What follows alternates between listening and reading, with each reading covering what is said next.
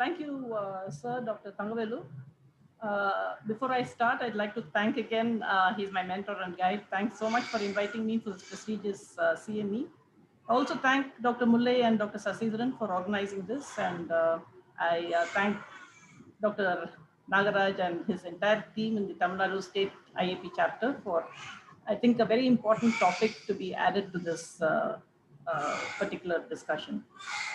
So my talk is setting up the emergency room, emergency readiness in office practice. The not difficult part, I'm talking from the experience of setting up, not from the Institute of Child Health, but at smaller hospitals in the district levels. So let me discuss it in terms of what was not difficult and what was difficult. The not difficult part was the infrastructure, the equipment, the consumables, and the drugs. Now the location is most important. Here is a private clinic. This picture was shared by Dr. Balaji from Dharmapuri. You can see his emergency room is at the entrance of the Sorry for interfering. Can you project your slide? Share the screen, ma'am. Share the screen. I have not shared it. Okay, sorry. Yeah. One second. 1 second.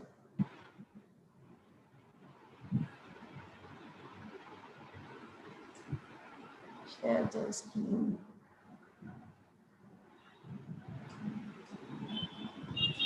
Can you see it now? Yes, iPhone. Can you see it now, sir? No, no. Yes or no? No, no. No. No, not yet. Oh.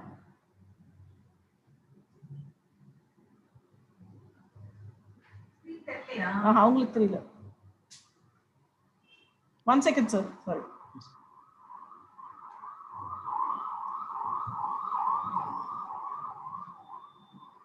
Exit பண்ணுங்க. Exit this PowerPoint. Exit this PowerPoint. Tirumurugan, can One second.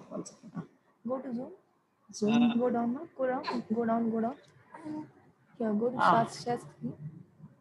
Then put screen here, left top. You can press your PowerPoint. Yeah.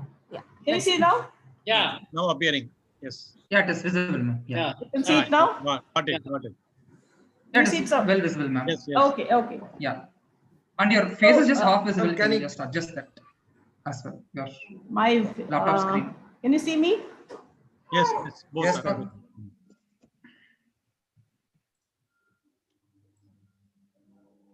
Madam, proceed. Yeah, we are Yes, seeing. ma'am. So here is the location of Dr. Balaji from Dharmapuri. He's established a private clinic and he has given a role model on how to set it. You can see the entrance of the nursing home with the emergency room on right next to his consultation room. And you can see the access from his consulting room is also nearby. So the best part of the best place to set up an emergency room is right next to your outpatient department or right where you're consulting. That is the best location. Now the resuscitation trolley should be set perpendicular to the wall, giving you access all around the resuscitation cot. The procedures, the airway management can be performed only in such a facility. You cannot use cots or low-lying structures. The airway stool is positioned at the head end of the resuscitation trolley. You can see that's the way we have done it.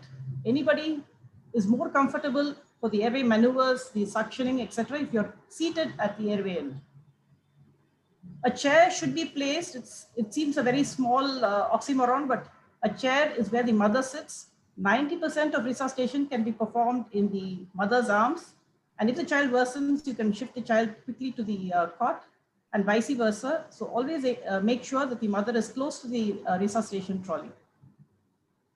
Now, majority of resuscitation equipment are electricity dependent. And you can see that the bank of plug points at the head end, number of instruments will need to be plugged into this.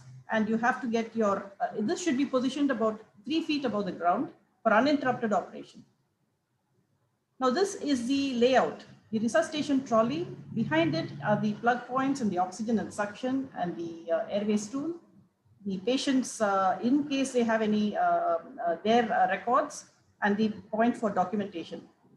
Alongside should be the refrigerator, the crash cart, and the trolley where you can shift your things around.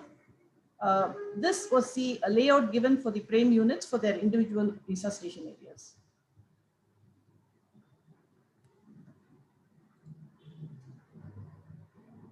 Now, one second, it's gone back earlier. The suction is a very important unit, a very low cost item. It is plugged permanently. It has a Yankuva suction to suction out large particulate vomiters. And you note that the tip is covered here. It has to be available. You should not be moving around searching for it. Stock up on other suction catheters which are age dependent and make sure that it is easily accessible. Now, another important point that is the main part of your resuscitation is your oxygen supply. Ideally, you should have a central oxygen. If you do not have an accessible cylinder, a full cylinder is mandatory. Otherwise, you cannot do any resuscitation without having a cylinder available. The airway devices which are useful are the bag valve mask and the Jacksonry circuit. For in case a child is continuously breathing, a CPAP usually helps in their respiratory failure. And if they are not breathing, of course, a bag valve mask. The different size masks are important. Even if you have one bag valve mask, you must have all the other different sizes for, to fit the particular child. But in a situation where you have an unresponsive victim, a child who's not breathing, the easiest thing that you can do for the airway is inserting the appropriate laryngeal mask airway. It's as easy as inserting an orogastric tube. You deflate the cuff, introduce it, inflate and attach to the bag valve mask. Simply, this reduces any kind of time lost in securing the airway, and you can handle the rest of the resuscitation if you have the age appropriate or weight appropriate laryngeal mask airways. And this can be reused any number of times. In the era today, now in COVID era, we are using pulse oximeters, but a monitor which gives you other vital parameters is mandatory. These are quite not very expensive, should be mounted at the head end and should be given this electrical connection dedicated for it. If there is no electricity, it should be working on battery. Ensure that you get a unit which is battery sustainable. And you can see here the central suction. Again, the tip of the Yankuva is secure. Organize a crash cart is not very difficult. Label your drugs, label your items, but this has to be there so that you can rapidly get it across to your resuscitation area in a minimal time. Drugs and IV fluids, store it within reach, label it, check expiry dates, maintain sterility and replenish. Every shift, it has to be checked. Often you'd find that an adrenaline or a vital drug has an expiry date on it, and it's too late to change it. So ensure that this is done in every shift. Consumables are very, emergency medicine is more about organization. These are very basic equipment, Venflon, syringes, nasogastric tubes or three-way adapters. They should be organized in the simple trays, but ensure that you have a age-appropriate consumable chart, which helps you to find out which size fits that particular baby. Don't unnecessarily use the wrong size and get into trouble. The chart is absolutely important to find out, because in a state of panic, you might not remember.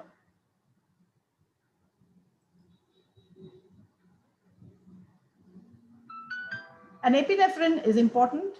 We do not have pre-filled epinephrine in our setting. What we do is 1 ml is diluted in 9 ml of normal saline, and it should be available and ready in case you have a vaccine-related adverse event or you have a cardiac arrest. This becomes very useful. You can keep this pre-filled syringe for a week or so if you have not used it. They find that in Western countries, a publication says that you can keep it up as long as 3 months. You don't need to do it, but definitely you need to keep an epinephrine, diluted epinephrine available at all times.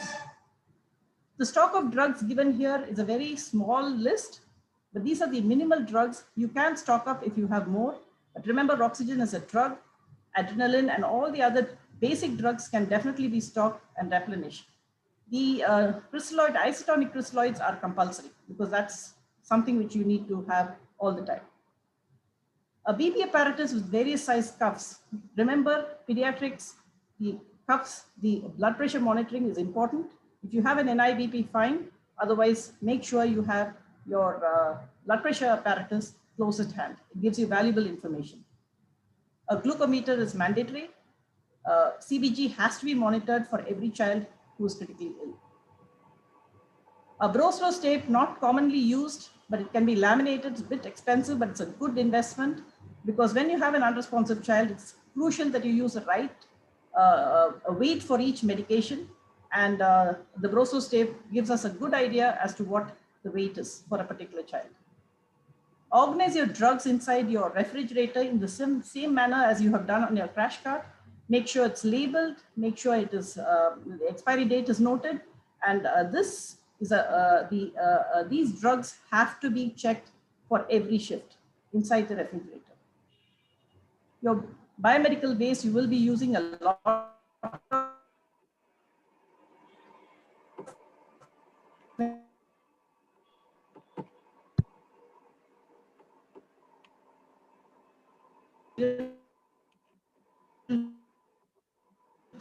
going it out.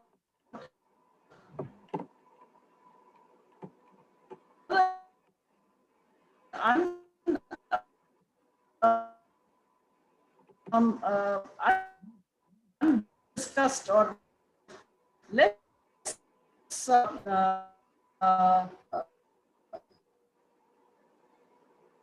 commonly highlighted part of it.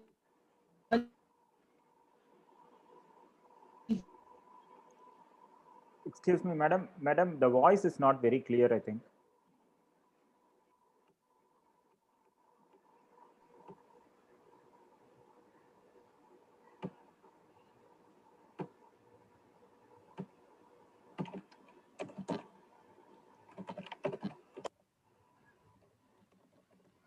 It's like we have lost connection actually. Wi-Fi disconnected probably.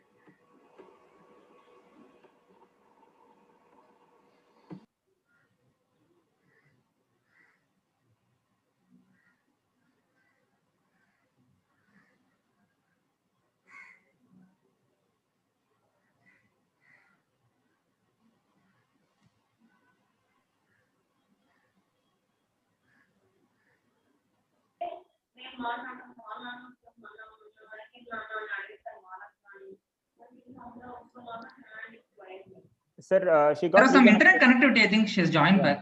Yeah. She joined back. Yeah. Yeah, she's joined back. She's joined back. I just had a word with her. She'll share.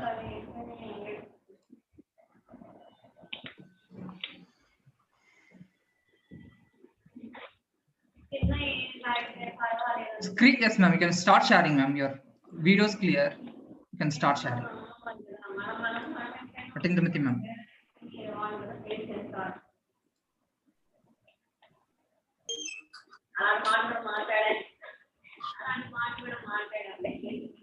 Disconnect Wi-Fi disconnect. Hindu அதான் wifi இல்லையா வீட்டில் தானே பண்ணுறாங்க. Oh நீங்கள் வெளில இருக்கீங்களா? சரி okay sir. No problem record on பண்ணிக்கிறேன். இல்லை இப்போ டிஸ்டர்ப் பண்ண வேண்டாம். அவங்க ஷி மேபி இந்த லைன் வேறு யாரை பண்ணுங்க. ஓகேங்க, thank you.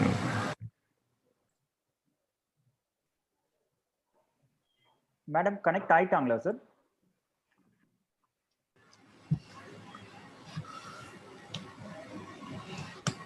Is it audible, ma'am? Not stable நினைக்கிறேன். வைஃபை ஸ்டேபிளா இருக்கு. Sir, slide set. So, Airtel slide set இருக்கா சார்? நம்ம ஷேர் பண்ணிட்டு மேடம் வந்து Phone-ல கனெக்ட் பண்ண சொல்லலாம் சார். Yeah.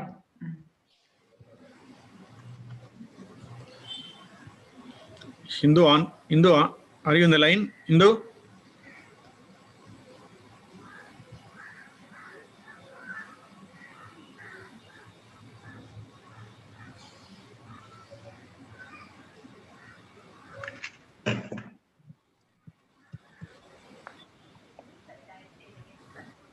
Join பண்ணிட்டீங்களா Hindu? Okay, okay. The slides are there. If ma'am is okay, can then share She's it. joining now. She's joining now. I think Balaji, if you have the slide sheet, you can. Yeah, can you share it now? Yeah, I think, yeah. You start the screen share.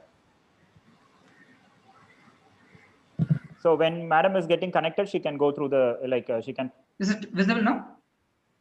It's coming. It's coming. Yeah. Yeah, it's coming.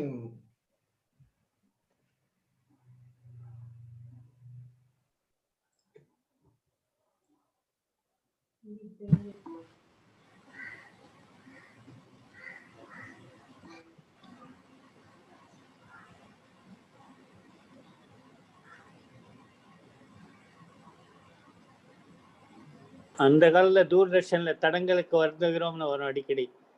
இந்த மாதிரி ஒரு தடங்கள். Sir இது internet தடங்களுக்காக வருதுகிறோம் sir. Doordarshan பேசுங்க sir. Thirumurugan இப்ப இத project பண்ணா அவங்க எப்படி பேச முடியும்? போன்ல பேச முடியுமா திருமுருகன்? அவங்க போன்ல பேசினாலும் நம்ம போன்ல இது பண்ணிக்கலாம் சார் நம்ம. இல்ல இப்ப முல்லை பிரசன்ட் பண்ணிட்டாருன்னா அந்த power points she can talk through phone எப்படி பண்ண முடியும் அத? அவங்க இது லேப்டாப்ல பாத்துக்கலாம். அவங்க முல்லைக்கே வந்து போன்ல பேசினாங்கன்னா சார் அவர் வந்து மைக்ல போட்டுடலாம். No, I think she's sharing. Yeah, ma'am is sharing. Madam is sharing. Yeah, okay.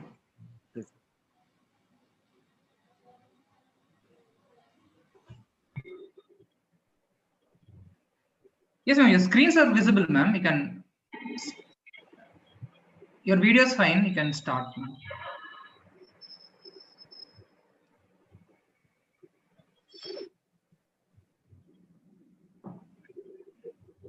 Madam, you have to unmute, ma'am. I unmute. Yeah. Yes. Can you hear me? Yeah, Yes, yes, ma'am. ma'am. Clear, ma'am. Can go ahead, ma'am. So this is an example of how we've organized the emergency room in terms of 5S Kaizen. You can see the markings on the floor. This helps the everything in its place and nothing out of place. If there is a power shortage, it will know exactly where it is because it's labeled and it goes back. It is cleaned up and it is checked for its working.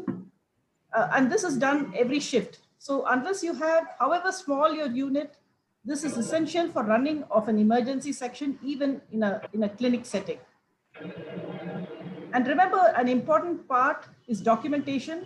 Your whatever you do for the child, as you resuscitate, make sure you document because this is going to be your medical legal way of protecting yourself. Now we come to the difficult part of the setting up of the emergency is the training of manpower in resuscitation skills. Train your team in emergency response. Teach them how to manage a patient and not to feel panic at the time of when the patient comes. So here these nurses are being shown the EC clamp. Here is another nurse whose a CPR process is in progress and she's learning how to participate in that just before going. They should learn how to prepare drugs for different ages. It's crucial. Otherwise, they could make life-threatening mistakes. They have to know how to prepare their drugs and how to prepare infusions for different age groups without compromising the sterility of the process. And here you can see a nurse-operated team response where you can see the bagging, the suctioning, the chest compressions.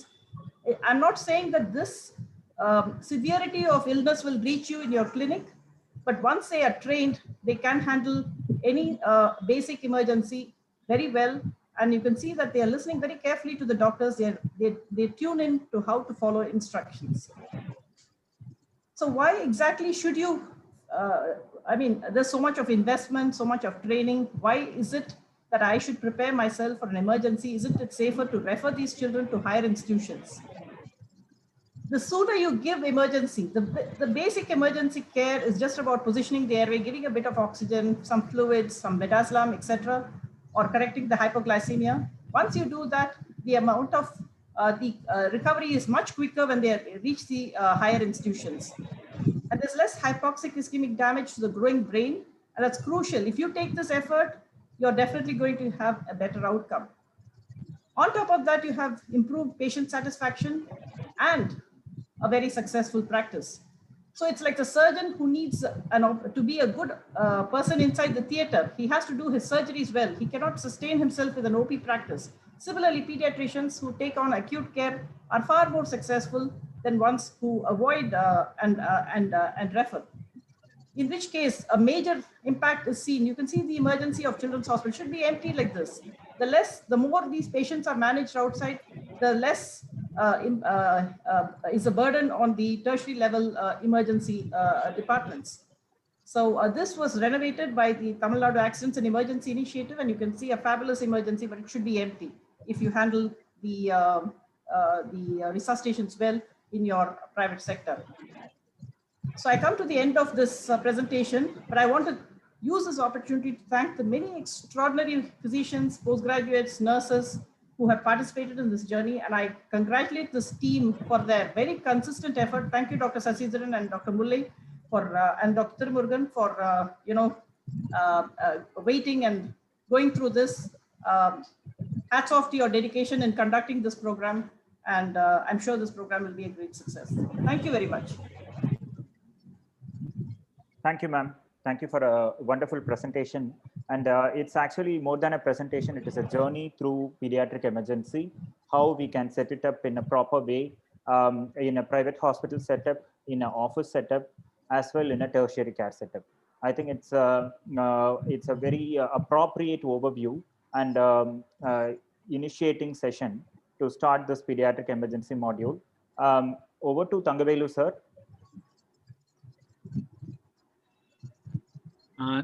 Thank you. It's a wonderful lecture, giving every aspect, practical aspect of where the stool should be there, where the electrical connections, all this a real learning point for anybody who wants to organize the pediatric emergency in their own place. Thank you very much. Thank you, sir. Thank you. Thank you. Thank you.